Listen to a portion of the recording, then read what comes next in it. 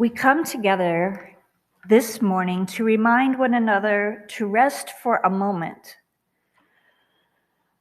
on the forming edge of our lives, to resist the headlong tumble into the next moment until we claim for ourselves awareness and gratitude. Taking the time to look into one another's faces and see their communion, the reflection of our own eyes. This house of laughter and silence, memory and hope, is hallowed by our presence together. Welcome to our in-person and online service for August 1st, 2021. I'm the Reverend Dr. Julie Kane, and we are so pleased that you're with us today. The topic for today's service is spiritual garage sale, and that is to coincide with our preparations and then probably subsequent recovery from our church's participation in the Route 11 yard crawl in a couple of weekends. Welcome, everyone. On behalf of the entire congregation, I welcome you to the Unitarian Universalist Church of the Shenandoah Valley. I'm Sandra Henry Stocker, your worship associate for today's service. We gather together with our doubts as well as our convictions, with our fears and our hopes, with our failures and our aspirations, with our sorrows and our joys. Whether you are joining us for the first time or you've been a member or friend for many years, we are glad you are here. Whatever faiths you have known, if any, whatever your background, whoever you are, whomever you love, however you arrived here, you are welcome. Now, as Mickey comes forward, let us say together, here and from our homes, the words for lighting the chalice. In the light of truth and the warmth of love, we gather to seek, to sustain, to share.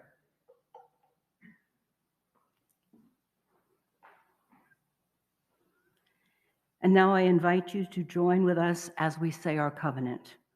Love is the spirit of this church. The quest for truth is its sacrament. To dwell together in peace, to seek the truth in freedom, and to help our neighbor. To these ends, we covenant one with another.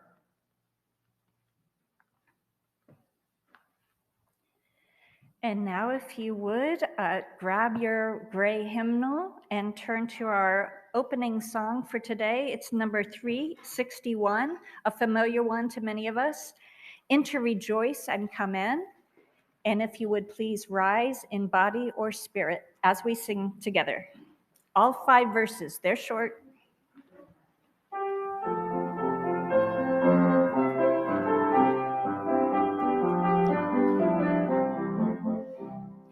Enter, rejoice, and come in. Enter, rejoice, and come in. Today will be a joyful day. Enter, rejoice, and come in. Open your ears to the song. Open your ears to the song. Today will be a joyful day. Enter, rejoice, and come in. Open your hearts, everyone. Open your hearts, everyone.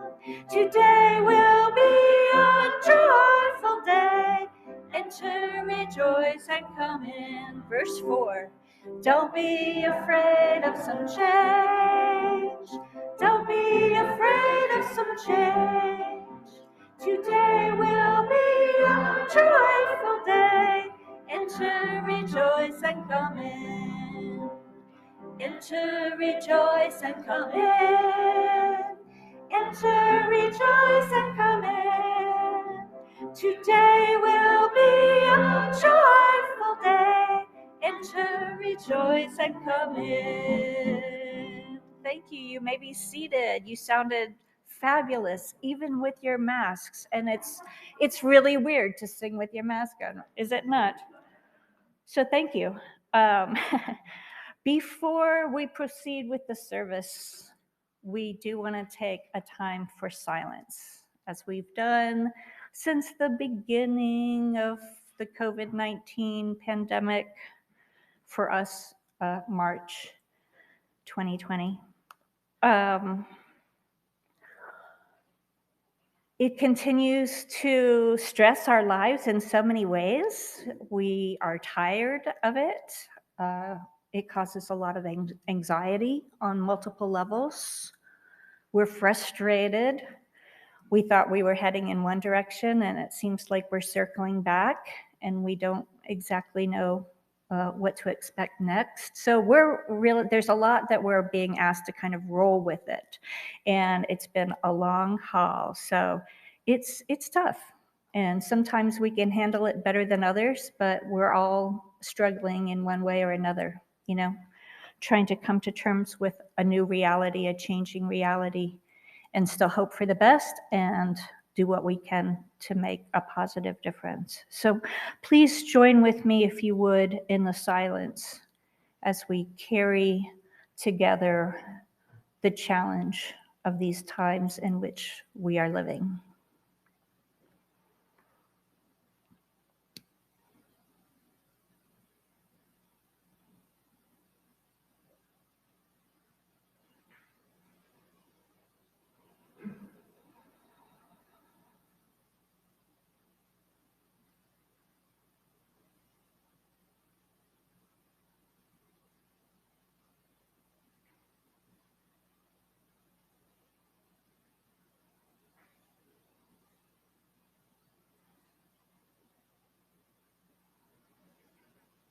Spirit of community in which we share and find strength and common purpose, we are turning our minds and hearts right now toward one another, seeking to bring into our circle of concern all who are needing our love and support during this time, including ourselves.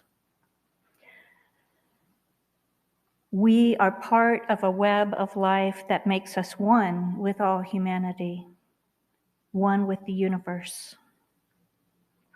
We're grateful for the miracle of being able to come together in the consciousness that we share, this consciousness that gives us the power to remember one another, to remember to love, and to care. Blessed be.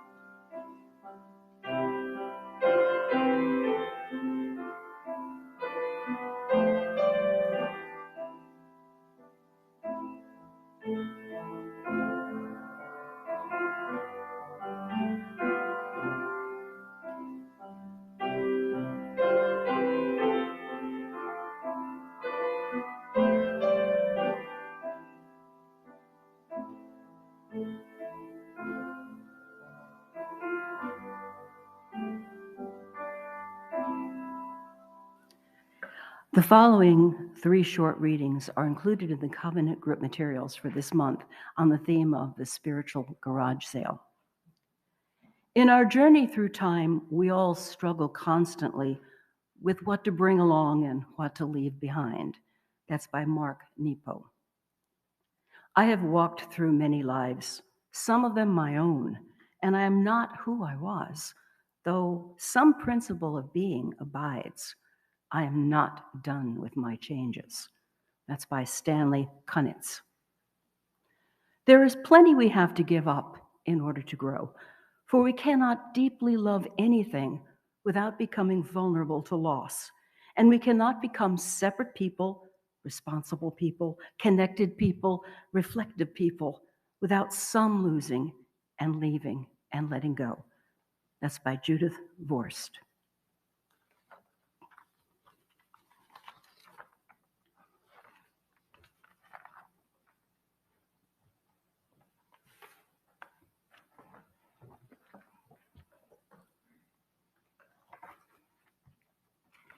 I have a pet theory about myself that is not totally unfounded in the psychological literature. My theory is that because when I was young, my family moved a lot, as a young adult, I developed this habit of collecting things that help me feel like I'm at home, no matter where I might be living at the moment. In fact, when I moved, which continued to be fairly often even in my adult life, once I arrive in my new abode, I have a personal ritual of setting up the space, nesting, so to speak, to feel like home. Now, I know this is no major revelation. Some of you might be thinking right about now, well, yeah, everybody else does that too, you know. I know, but still, I have to confess that whereas other reasonable people, when they move, are able to let go of things for a variety of reasons, I tend to hang on to them because, well, I'm attached to them. They are meaningful to me, even if they are no longer serving a purpose, or maybe they did serve a useful purpose other than being meaningful to me. Not sure. I decided to talk about a spiritual garage sale today because it does coincide with the preparations that were well underway for our huge church fundraising tradition of joining in the Route 11 yard crawl in a couple of weeks, an annual tradition which of course was interrupted last year by a global pandemic that is not over yet. So for those of you, and I know you are out there this morning, for whom our church yard sale is an annual personal ritual for getting motivated to get rid of the stuff you no longer need or care for, I hear we will be having 2 years worth of treasures to unload and place into new homes, right? That's what we hope anyway. Yes. And this is a shameless pitch to donate and volunteer and buy stuff at our yard sale. But seriously, haven't you all found some amazing treasures at our church yard sales in previous year? I know I have.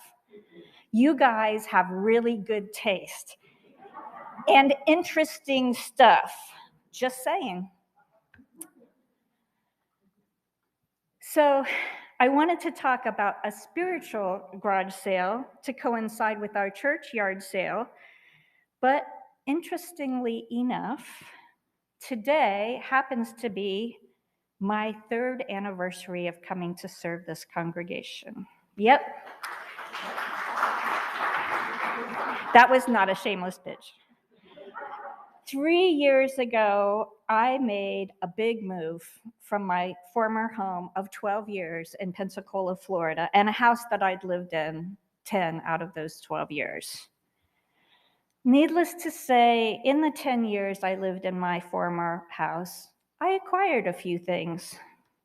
And like a rational adult, I thought, okay, time to move. But before I move all this stuff 1,000 miles, maybe I should think twice about all those things I'm so attached to. Maybe I should downsize, as they say. So yeah, I did. Really, I did. I got rid of lots of stuff, really cool stuff. And yeah, I'm hoping that the majority of it went to good homes. Yes, I worry about that a little bit. I mean, if you're going to get rid of something that's meaningful to you, don't you want its next owner to appreciate it, to treat it right? I do. Anyway, I did get rid of lots of stuff, but you know what I learned from that whole long distance moving process? I learned that even though I got rid of a bunch of stuff, I still packed much more than I thought that I was packing into that move.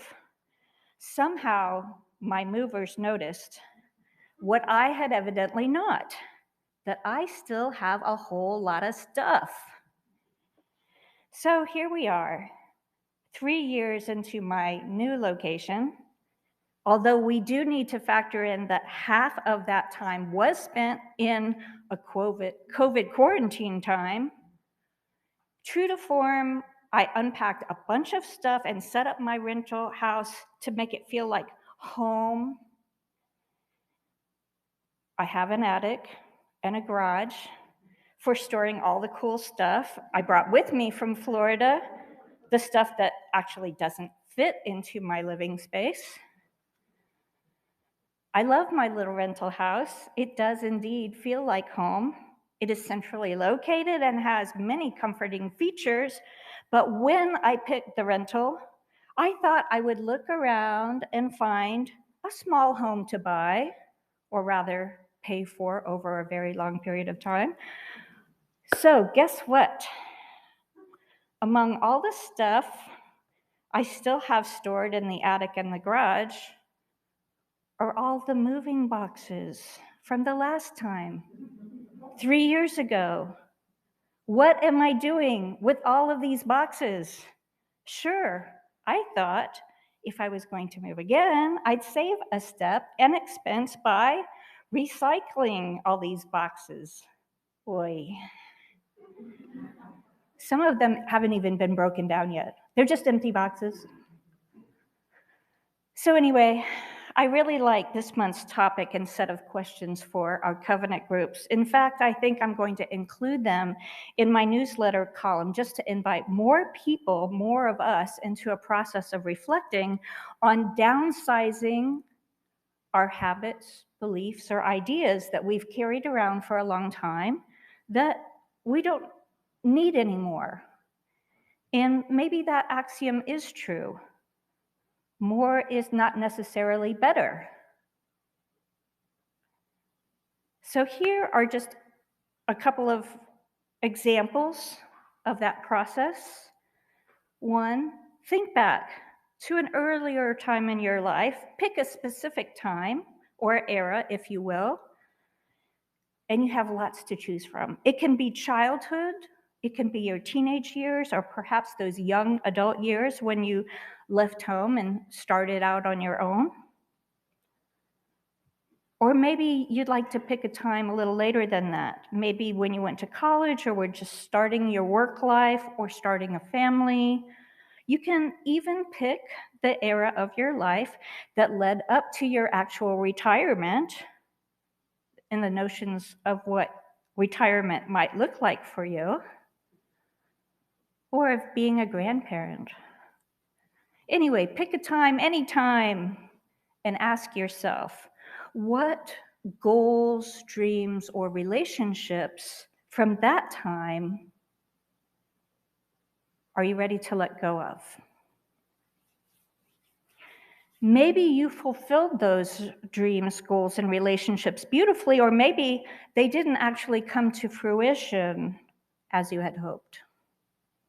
Maybe those goals, dreams, or relationships morphed into something else, something you could not have even imagined, but turned out to be just right.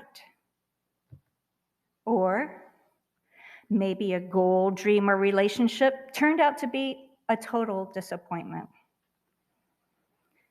In life, we have those times when reality does not meet our hopes or expectations one little bit. We've all been there at some point. Things don't always turn out as we optimistically hope for. So we stumble our way forward and come to terms with it the best we can. Sometimes it's not such a bad thing to not get what we wanted. But sometimes we don't get what we want or what we need. And it's actually a big deal, a pretty big deal. It's not something that is easy to accept or move on from. What dream, goal, or relationship might you still be mourning? Might you be in a time now or soon, perhaps, when you could let it go? Accept it for what it was? Accept that it served a specific purpose at a specific point in time, and now the times have changed? I'll give you an example from my own life. I've had some really close relationships, dear friends who have played major roles in the movie that would be my life if they ever made a movie of my life, which is unlikely. But you know what I mean. I've had some really close friends who at one time in my life I thought I would remain friends with forever, no matter what, no matter where our respective lives might lead us over the years. And I tried. I tried to keep up with them, and some of them tried to keep up with me, but you know what? It didn't always work. Sometimes, in fact, the harder we tried to stay connected, the more awkward it would get. I used to think that once I had this deep connection with someone in my life, I should always try to honor that connection by staying in touch no matter what, even though we might have ended up in very different places. It took me many years to finally let go of that belief and arrive at a new belief that has taken the place of the old one. The belief that we will always remain closely connected to those who are most important to us, but I can treasure the people and the memories without staying in close contact with them. I can let an important time in my life that I shared with them, an important time that's now past and can never be replicated again, still hold a place of cherished importance to me. It's not a bad reflection on either one of us that we didn't stay connected the way we used to. We had our time and our place for that special connection, and sometimes it is a life-changing connection. And we can be grateful for that and celebrate it without beating ourselves up for not continuing it the way it was, or even coming up with some new way to do it.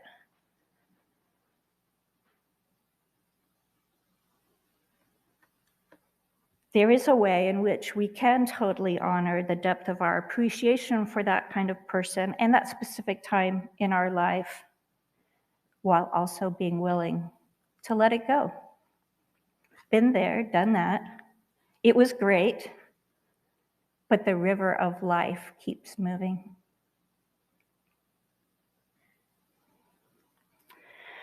So in closing my message, I'd like to share with you an excerpt from this fun meditation written by one of my favorite UU ministers, Meg Barnhouse. This is just an excerpt from her little essay called Other People's Things in her book, Did I Say That Out Loud? Musings from a Questioning Soul. She writes, I was standing in 90-degree heat on black pavement looking at other people's belongings. It was nothing good, just pitiful junk. Big Bill's You Store It was cleaning out the storage units of people who hadn't paid their rent in a while. She goes on to say, I had recently reviewed everything I owned when I moved. I looked at every questionable piece and thought, either I have to keep this forever or at some point I'm going to have to get rid of it. And I might add, or my adult child will have to get rid of it. At the auction, she writes, I wondered how my own belongings would look piled on the pavement.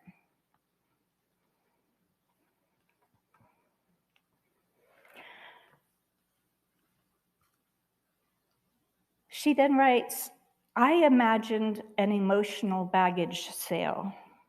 Sweating strangers would stand over piles of other people's sorrows and pains.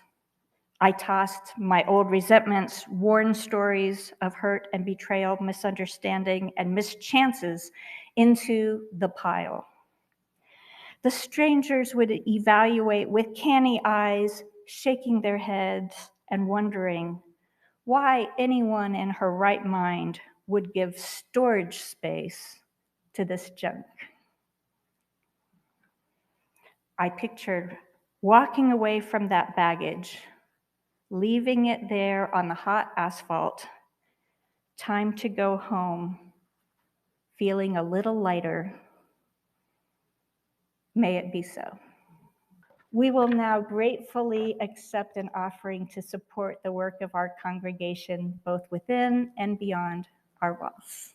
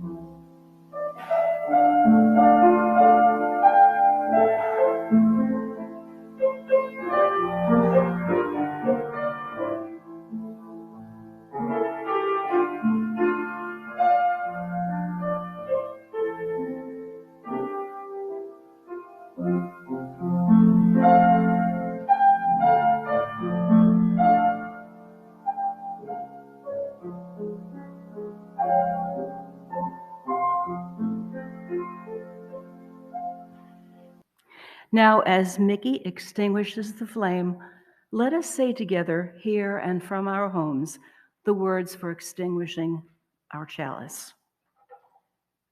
We extinguish this flame, but not the light of truth, the warmth of our community, or the fire of commitment. These we carry in our hearts until we meet again. And one more announcement. The purpose of the church is to encourage all who gather to grow more generous in spirit and in action. We hope you will consider making an offering after today's service through our webpage, uushenandoah.org.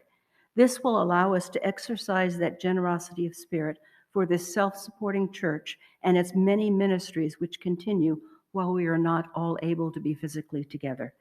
Thank you for joining us today.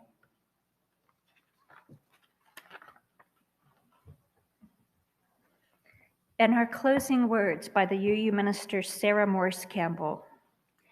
We receive fragments of holiness, glimpses of eternity, brief moments of insight.